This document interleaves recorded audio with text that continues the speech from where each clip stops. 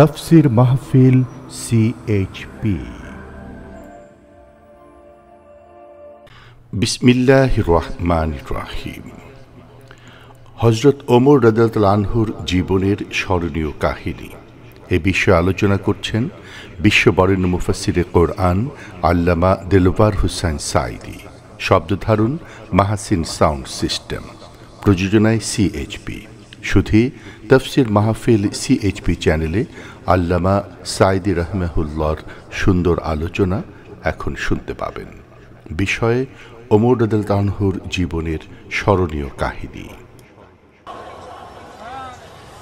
প্রিয় ভাই সব, এক মহাসমুদ্র। রাসূলুল্লাহ নামাজ পড়তেছিলেন। হযরত ওমর রাদিয়াল্লাহু তাআলা আনহু তখনও কাফির। চাইছিলেন রাসূলকে শায়েস্তা করবেন, মারবেন, লাঞ্ছিত করবেন। নামাজরত অবস্থায় দেখে তিনি চিন্তা করলেন, যাক নামাজ পড়তেছে, এখন কিছু কবর না, নামাজটা শেষ হোক, তারপরে আচ্ছা করে। হযরত ওমর বলেন, আমি নবীজের পিছনে দাঁড়িয়ে অপেক্ষা করতেছিলাম নামাজ কখন শেষ হবে। আর তিনি নামাজের ভিতরে তেলাওয়াত করতেছিলেন। তেলাওয়াত যখন শুনলাম, আমার কাছে মনে হলো এই কথাগুলি মানুষের বানানো নয়, নিশ্চয়ই কোন জিন রাসূলুল্লাহকে শিখায়া দেয়। আমি যখন এই চিন্তা করেছি, এত সুন্দর মিলায়া মিলায়া কি করে পড়েন, জেনে শিখায় দিয়েছে, এই চিন্তা যখন আমি করেছি, নবীজি তখন আমার এই কথার জবাব যেন তিনি দিলেন। তিনি পড়লেন, ইন্নাহু লাকাউলু রাসূলিন কারীম। না, এটা কোনো জিন বা অন্য কারো কথা নয়, এটি হচ্ছে মহান বার্তাবাহকের বর্ণনা। হযরত ওমর বলছেন, জেনের কথা না হলে কবির কথা তো বটেই। এত সুন্দর মিলানো দেখছেন না কোরআন শরীফে, কি মিল লক্ষ্য করছেন? করেন নেই বোধ হয়।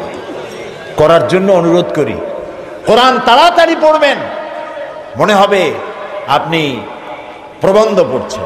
থেমে থেমে পড়বেন, মনে হবে যেন কবিতা পড়তেছেন। প্রত্যেক আয়াতে আয়াতে মিল। সুবহানাল্লাহ। হযরত ওমর বলছেন, ভাবলাম মুহাম্মদ সাল্লাল্লাহু আলাইহি সাল্লাম কবি হয়ে গেছে। হযরত ওমর বলেন, যেই না চিন্তা করলাম মনে মনে মুহাম্মদ সাল্লাল্লাহু আলাইহি সাল্লাম কবি হয়ে গেছেন, অমনি তিনি আমার এই কথার জবাব যেন তিনি দিলেন। তিনি পড়লেন, ওয়ামা হুয়া বিকাউলি শাইরিন কালিলাম মা তুমিনুন। না না, এটা কোনো কবির কথা নয়। হযরত ওমর বলে, সর্বনাশ, তাহলে তো শুধু কবি না, গণকও। আমার মনের কথা বুঝলো কেমনে? তো জাদুকর হয়ে গেছে, গণক হয়ে গেছে।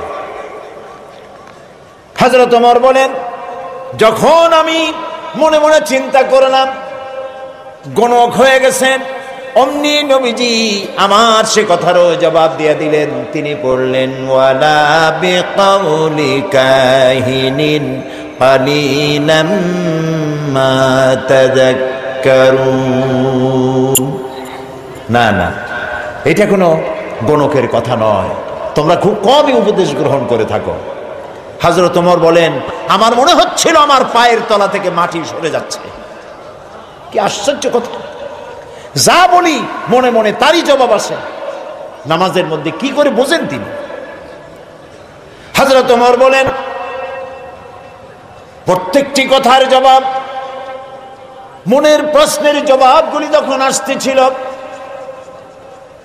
তখন আমার চোখের সামনে বিরাট একটা জিজ্ঞাসাবোধক চিহ্ন ঘুরতেছিল। এটা জেনের কথা নয়, কবির কথা নয়, গণকের কথা নয়, তবে এটা কি? যেই না চিন্তা করেছি তবে এটা কি, অমনি নবীজি তেলাওয়াত করলেন, তানজিলুম মির রাব্বিল আলামিন। আল্লাহ রাব্বুল আলামিনের নাযিলকৃত কিতাব। হযরত ওমর বলছেন, আমার মনে হচ্ছিল ঈমান ইসলাম তার শিকড় শুদ্ধ আমার কলিজার মধ্যে ঘেরে বসতেছে। কিন্তু তখনও সময় আসে নাই হযরত ওমরের ঈমান কবুল করার। প্রিয় ভাই সব, রাসূলকে আল্লাহ রাব্বুল আলামিন পৃথিবীতে পাঠালেন এজন্য নয়, তিনি আমাদেরকে মেসাক করা শুধু শিখাবেন, তিনি আমাদেরকে শুধু দাড়ি আর টুপির কথা বলবেন। একটি সমাজ বিপ্লব, একটি রাষ্ট্র বিপ্লব করার জন্য পাঠিয়েছেন। চুরি, ডাকাতি, জেনা, ব্যভিচার, হত্যা, ধর্ষণে ভরপুর সমাজ, এখানে এসেছেন তিনি। এই জাতির উপায়, এ মানুষ বাঁচবে কি করে, এর লক্ষ্য কি, উদ্দেশ্য কি, যাবে কই? আহারে, গরিবদের বাঁচার কোনো অধিকার নাই। গরিবরা শোষিত, নির্যাতিত, নিপীড়িত, নিগৃহীত। বড় লোকদের সব জোর জার, মুলুক তার। আর নারী, নারীর জীবনের তো কোনো দামই নাই। নারী হয়ে জন্মগ্রহণ করাই আজন্ম পাপ। মেয়ে হয়ে জন্মগ্রহণ করেছে, আষাঢ় মেরে মেরে ফেলতেছে। রাসূল এই জিনিসগুলি দেখলেন, নিজের চোখে অবলোকন করলেন। একটা ব্যতিক্রমী স্বভাব দিয়ে তিনি তৈরি হচ্ছেন। লোকেরা লক্ষ্য করলো, এক পর্যায়ে মক্কার লোকেরা রাসূলের নাম ভুলে গেল। নাম ছিল কি? নাম কি? মুহাম্মদ। বলেন নাম কি? সবাই বলেন সাল্লাল্লাহু আলাইহি ওয়াসাল্লাম। মনে থাকে যেন রাসূলের নাম যখন শুনবেন, যখন পড়বেন, কি বলবেন? ভুলে যাবেন না। লোকেরা নাম ভুলে যেতে বসলো কেন? তিনি পরিচিত হলেন আল আমিন বলে। লোকেরা বলা শুরু করলো, এই ঘটনার জন্য যাও আল আমিনকে বলো, চলো আল আমিনের কাছে যাই। ওই যে আল আমিন আসতেছে। বিশ্বাসী হিসাবে পরিগণিত হলেন সকলের কাছে, বিশ্বাসী, এবং নাম আরো হলো সাদেক, সত্যবাদী। নবীজি যখন মক্কা থেকে হিজরত করে মদিনায় যান, যাওয়ার সময় হযরত আলীকে বলেছিলেন, আলী, আল্লাহ তাআলা অর্ডার করেছেন আমাকে মদিনায় যাওয়ার জন্য হিজরত করে, তুমি আমার বিছানায় শুয়ে থাকো, আর একটা কাগজ কলম নাও, একটা লিস্ট তৈরি করো। হযরত আলী বলেন, আমি লিস্ট দিলাম আমানতে। সেই আমানত যারা রাখছে অধিকাংশ কাফেরের আমানত রাখছে। কার কাছে? মুহাম্মদ সাল্লাল্লাহু আলাইহি ওয়াসাল্লামের কাছে আমানত রেখেছে। কেন? কাফেরেরাও বুঝতো যেসব নেতার পিছনে ঘুরি, এগুলো শয়তানের চাইতেও খারাপ। মুহাম্মদ সাল্লাল্লাহু আলাইহি ওয়াসাল্লামের সাথে বিরোধিতা করি নেতাদের জ্বালায় পড়িয়া। আসলে তার মতো ভালো মানুষ আকাশের নিচে, জমিনের উপরে আর নাই। কাফেরেরাও বুঝতো।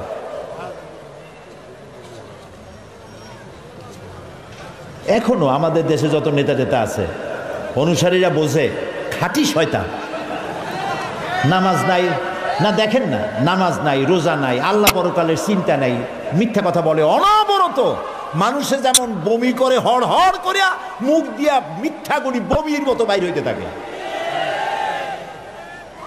একটা ভালো কথা বলতে জানে না, শুধু অসত্য আর মিথ্যা বলতেই থাকে, আমানতের খেয়ানত করে। তবে এইসব নেতাদের পিছনে ঘুরে কেন? এই চিন্তায় যে এরা যদি এমপি মন্ত্রী হইতে পারে, তা একটা চাকরি পাবো, লাইসেন্স পাবো, টিয়ার কাবি খা খাইতে পারবো। জি, নাম রাখছে কাবি খা, তার মানে হলো খাবি খা।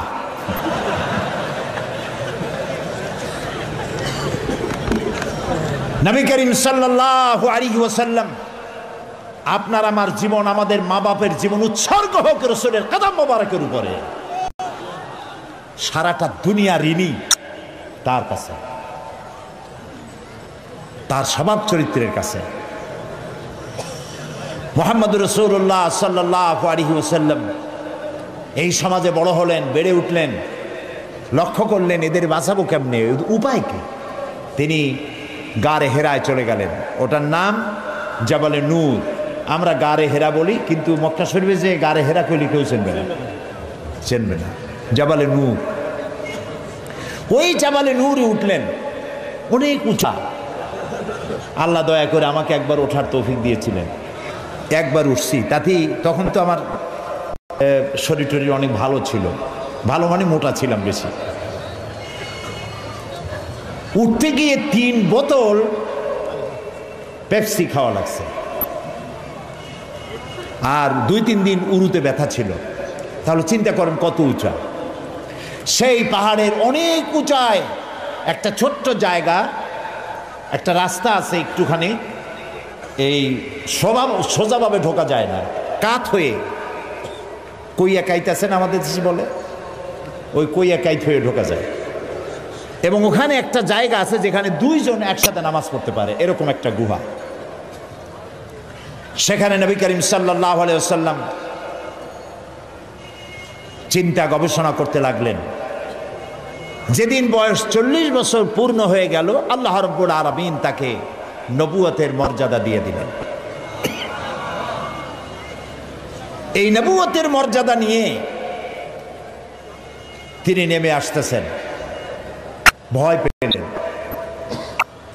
জিবরাইলকে তো জীবনে দেখেন নাই, হযরত জিবরাইলকে দেখেছেন। জিবরাইল বলেছেন ইকরা, পড়ো। তিনি বলছেন যে আমি পড়তে জানি না।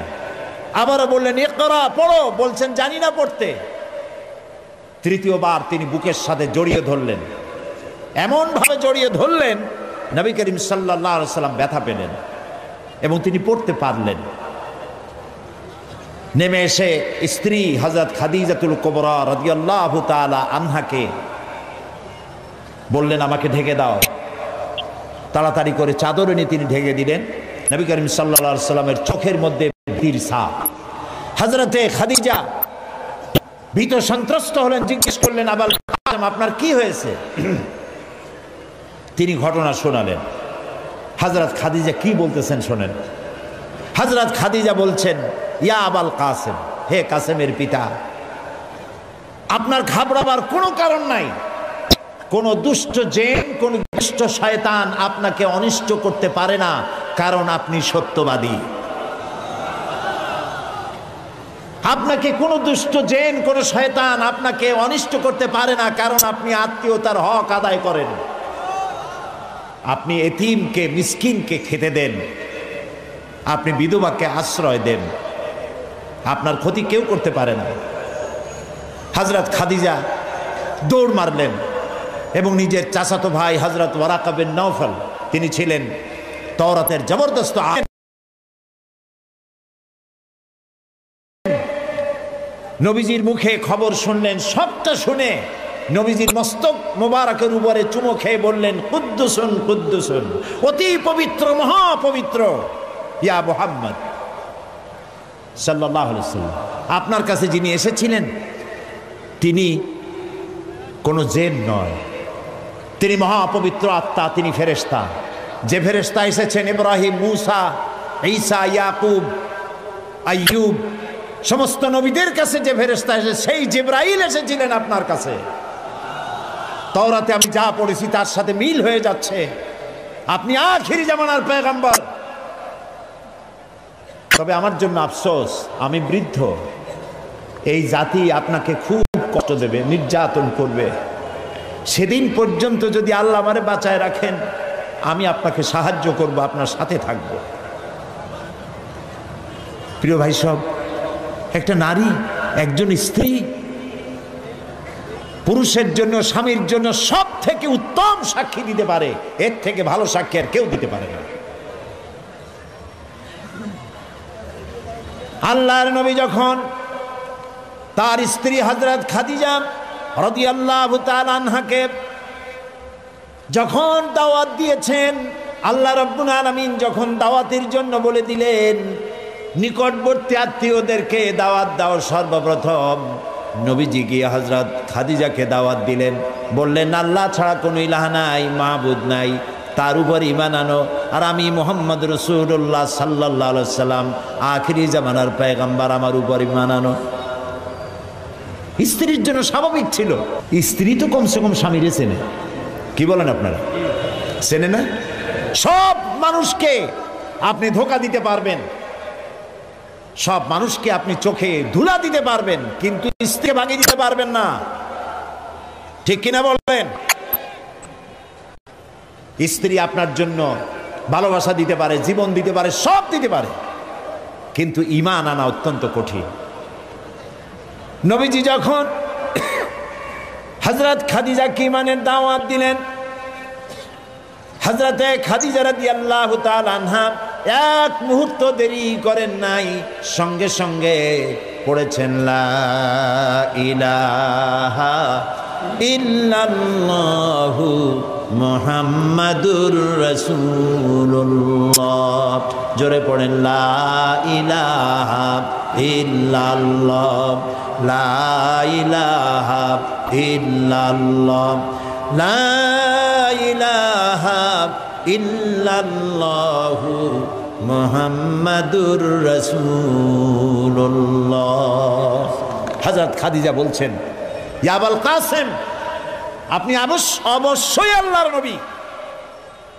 আমার কোনো বিন্দু মাত্র সন্দেহ নাই, কারণ বিগত 15 বছর আপনার সাথে ঘর সংসার করে আপনাকে যেভাবে দেখেছি, কোন সাধারণ মানুষের আচরণ এরকম হতে পারে না। আপনি অবশ্যই আল্লাহর নবী। নবী করিম সাল্লাল্লাহু আলাইহি ওয়াসাল্লাম এই দাওয়াত নিয়ে ছড়িয়ে পড়লেন ময়দানে। তিনি বলেছেন লা ইলাহা ইল্লাল্লাহ। এই কালেমার দাওয়াত কি শুধু মুহাম্মদ সাল্লাল্লাহু আলাইহি ওয়াসাল্লামের ছিল না, সব নবীদের ছিল। দুনিয়ার সব নবীদের একটাই স্লোগান ছিল, কারো মধ্যে কোনো মতপার্থক্য, মতদ্বৈততা হয় নাই, সকলের স্লোগান একটা, লা ইলাহা ইল্লাল্লাহ। এই কালেমার বিপ্লবী দাওয়াত পেশ করেছেন সমস্ত নবীরা। আমরা এই কালেমাটা বুঝি না, না বোঝার কারণেই দুরবস্থা হয়েছে। আমরা শুধু এটারে জিকিরের বুলি বানাইছি। দেখছেন কি কায়দায় জিকির করে, লা ইলাহা ইল্লাল্লাহ ইল্লাল্লাহ, এমন জোরে ইল্লাল্লাহ বলে তাতে কলব থাকলেও পারে, গেলেও পারে। কি বুঝে ইল্লাল্লাহ বলতেছেন? আবার লা ইলাহা ছেড়ে দিয়া খালি ইল্লাল্লাহ করে, এরকমও শুনেছি। শুনছেন আপনারা? লা ইলাহা বাদ দিয়া কতক্ষণ ইল্লাল্লাহ ইল্লাল্লাহ ইল্লাল্লাহ। আশ্চর্য কথা, এটা কি বলতেছেন আপনি? ইল্লাল্লাহ মানে তো আল্লাহ ছাড়া। আল্লাহ ছাড়া কি? লা ইলাহা ইল্লাল্লাহ এই কালেমার দাওয়াত যখন নবীরা দিয়েছেন, হযরতে মূসা আলাইহিস সালাম যখন বলেছেন লা ইলাহা ইল্লাল্লাহ, এ আঘাত লেগে ফেরাউন দরিয়ায় নীলের মধ্যে ডুবে শেষ হয়ে গিয়েছে। হযরত ইব্রাহিম আলাইহিস সালাম যখন বলেছেন লা ইলাহা ইল্লাল্লাহ, নমরুদের গোষ্ঠী সাফ হয়েছে, জুতা পিটা খাইয়া দুনিয়া থেকে বিদায় হয়ে গেছে। ঠিক না ভাই? মুহাম্মদ সাল্লাল্লাহু আলাইহি সাল্লাম যখন বলেছেন লা ইলাহা ইল্লাল্লাহ, তখন আবু জাহাল, আবু লাহাব, উতবা, শাইবা, মুগীরা এ সবগুলির গায়ে আগুন জ্বলে গেছে। কেন আগুন জ্বললো? তারা বুঝছে লা ইলাহা ইল্লাল্লাহর অর্থ কি। তারা বুঝেছে লা ইলাহা ইল্লাল্লাহ মানেই হচ্ছে কোনো ইলাহা নাই, আইনদাতা নাই, বিধানদাতা নাই, শাসনকর্তা নাই, কাউকে মানি না। কে ছাড়া? আল্লাহ ছাড়া। ফেরাউনও বুঝেছে। ফেরাউন বোঝেন? ফেরাউনকে মুসা আলাইহিস সালাম যখন বলেছেন বলো লা ইলাহা ইল্লাল্লাহ, ফেরাউন বলেছে মা আলিমতু লাকুম মিন ইলাহিন গায়রি, আমি তো জানি না যে আমি ছাড়া আরো কোন ইলাহ আছে, আমি তো ইলাহ। তুমি যদি আমারে বাদ দিয়ে আর কাউকে ইলাহ মানো, লাআজআলান্নাকা মিনাল মাসজুনিন, কারারুদ্ধ করে রাখবো, জেলখানায় ঢুকিয়ে দেব। মুসা আলাইহিস সালাম ভয় পাইছিলেন নাকি? ভয় পাননি। কাফেরেরা বুঝতে পারতো লা ইলাহা ইল্লাল্লাহর অর্থ কি। আবু জাহাল, আবু লাহাব, উতবা, শাইবারা, হযরত আবু তালেব নবী করিম সাল্লাল্লাহু আলাইহি সাল্লামের চাচা আবু তালেবের কাছে গিয়ে বলেছে, আবু তালেব রাসূলকে বলো, মুহাম্মদ সাল্লাল্লাহু আলাইহি সাল্লামকে বলেন তিনি যেন লা ইলাহা ইল্লাল্লাহর দাওয়াত না দেন। এর বিনিময়ে যত টাকা লাগে, যে সুন্দরী মেয়ে পছন্দ করবে সেই মেয়ে তার সাথে বিয়ে দিয়ে দেব, নেতৃত্ব দেব, টাকা দেব, পয়সা দেব, বাড়ি ঘর দেব, তবুও লা ইলাহা ইল্লাল্লাহ দাওয়াত যেন তিনি না দেন। নবীজির কাছে যখন প্রস্তাব গেল, আল্লাহর নবী বললেন, চাচাজি আবু তালেব, প্রস্তাব যেটা এসেছে ওই প্রস্তাবকরা যা দিতে পারবে সেটা তো স্বাভাবিক কথা, যেটা দিতে পারবে না তাও যদি ওরা আমার হাতে দিতে পারে, যেমন আকাশের সূর্যটা ধরে এনে যদি ওরা আমার ডান হাতে তুলে দেয়, আকাশের পূর্ণিমার চাঁদ যদি ধরে এনে আমার বাম হাতে তুলে দেয়। এরও বিনিময়ে আমি আল্লাহ নবী মুহাম্মদুর রাসূলুল্লাহ এক মুহূর্তের জন্য তাওহীদের দাওয়াত বন্ধ করে দেব না।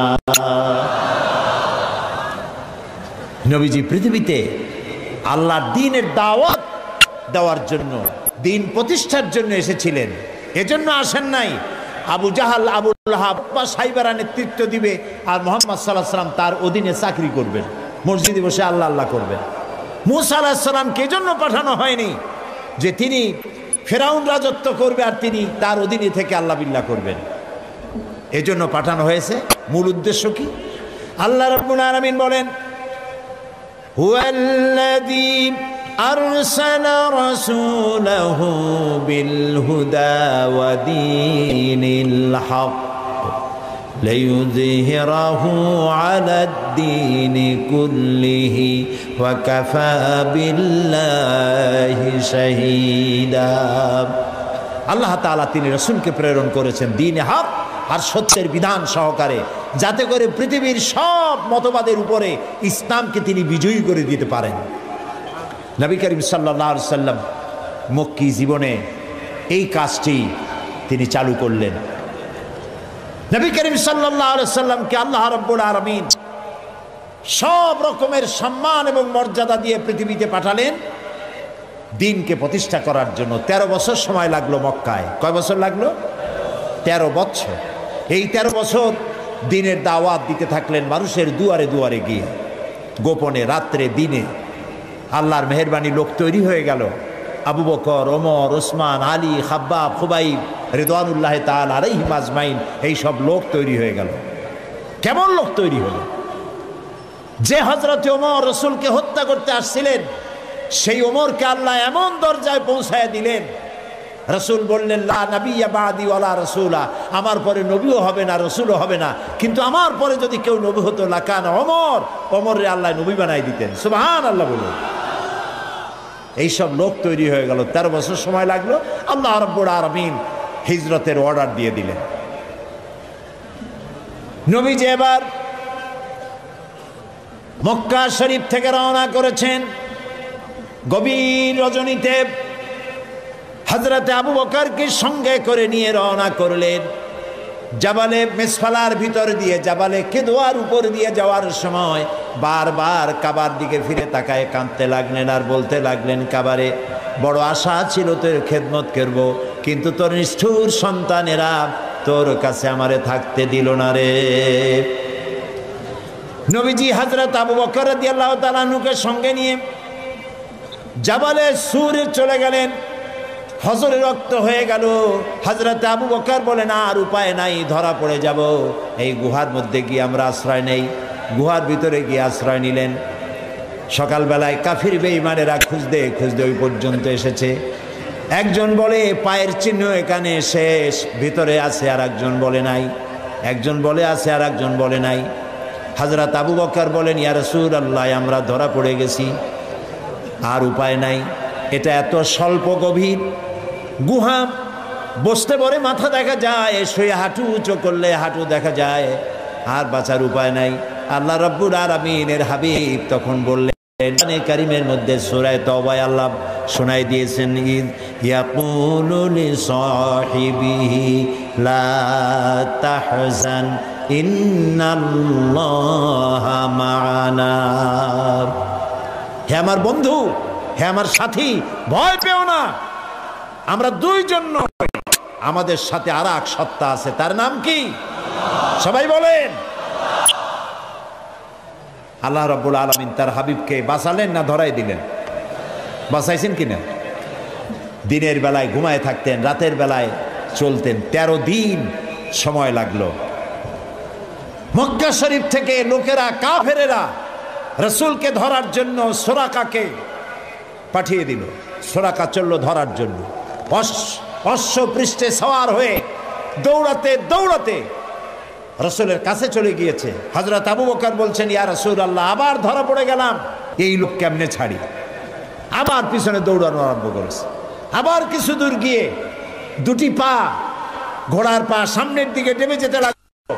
এবার বলল, আমি ক্ষমা চাই। রাসূল বললেন, মাফ করলাম, ফিরে যা। আবার যখন ঘোড়ার পা উঠে আসলো, সোরাকা তখন চিন্তা করলো 100 লাল উট কেমনে ছাড়িয়ে যায়। আবার পিছনে আরম্ভ করছে দৌড়। এবার যখন কাছাকাছি এসেছে, সোরাকার ঘোড়ার 4টা পাই মাটির তলায় ডাবা শুরু হয়ে গেছে। সোরাকা বলছে, আমি মাপ চাই, আমাকে ক্ষমা করে দিন। রাসূলুল্লাহ ফিরে তাকালেন, বললেন, সোরাকা, এখনো তোমার বিশ্বাস হয় না যে আমি আল্লাহর নবী? সোরাকা বলছেন, হ্যাঁ। নবীজি তাকে ক্ষমা করলেন। ঘোড়া শুদ্ধ উপরে উঠে আসলো।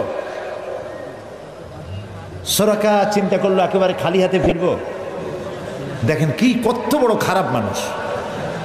সোরাকা বলছে, মুহাম্মদ সাল্লাল্লাহু আলাইহি সাল্লাম, আচ্ছা আমি যেই ধরলাম না, আমি ফিরে যাব এখন, কিন্তু আমি যে আপনাকে ধরলাম না, সেজন্য আপনি আমার কিছু দেবেন না? মানুষ কত খারাপ হতে পারে চিন্তা করে। নবীজি রাগ করলেন না। নবীজি বললেন, হ্যাঁ দেব। কি দেবেন? নবীজি বললেন, তোমাকে আমি পারস্য সম্রাটের মুকুট তোমার মাথায় পরিয়ে দেওয়া হবে। সোরাকা মুখটা মলিন হয়ে গেল। কিভাবে সম্ভব? কইল কি? এটা কি সম্ভব কথা? যিনি রাতের আধারে একজন লোক নিয়ে কোন রকম করে আত্মগোপন করে চলে যাচ্ছেন, নিজের জন্মভূমি ছেড়ে পারস্য সম্রাটের মাথার মুকুট এনে আমারে দেবে, এটা একটা কথা হইল? কিছু দেবেন না তাই কর।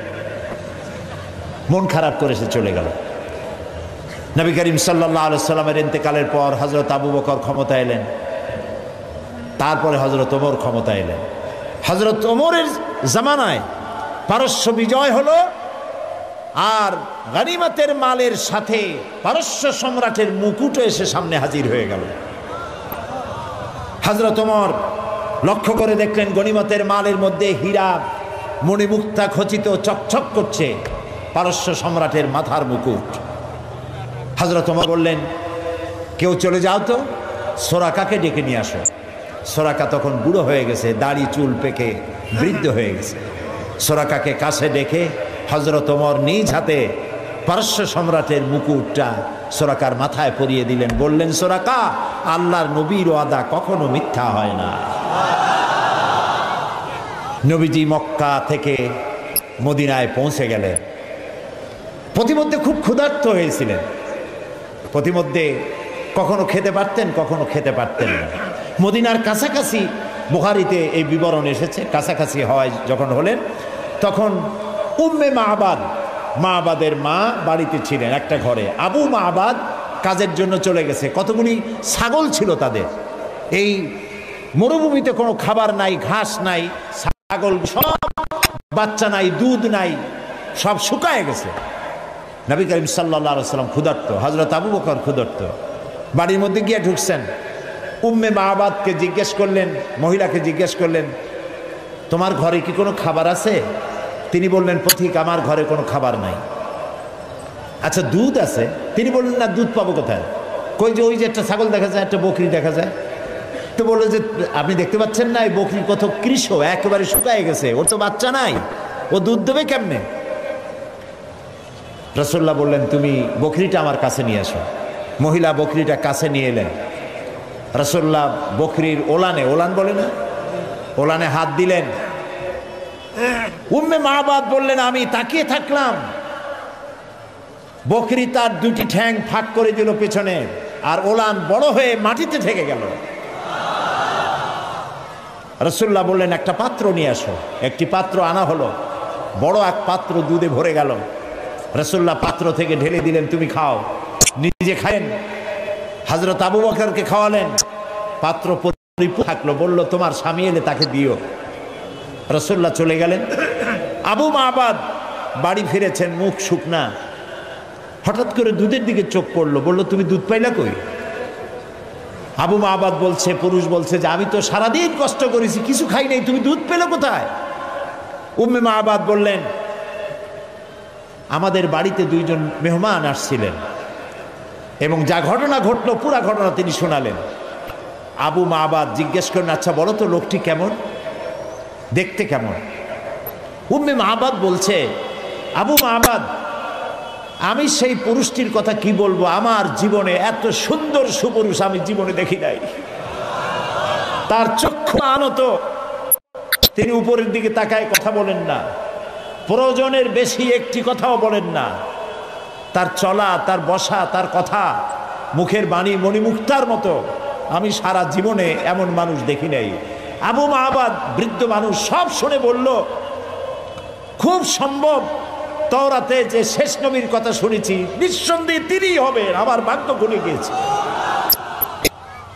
প্রিয় ভাই সব, রাসূলকে আল্লাহ রাব্বুল আলামিন এমন সৌন্দর্য দিয়েছিলেন, পৃথিবীতে এত সুন্দর সুপুরুষ পৃথিবীতে আর আছে নাই। এই দুনিয়ার কোন শিল্পী তার তুলি দিয়ে রং দিয়ে এত সুন্দর ছবি আঁকাইতে পারবে না পৃথিবীর কোনো মানুষ। কারণ এই ছবি এঁকেছিলেন যিনি, তিনি শিল্পীর শিল্পী। তিনি কে?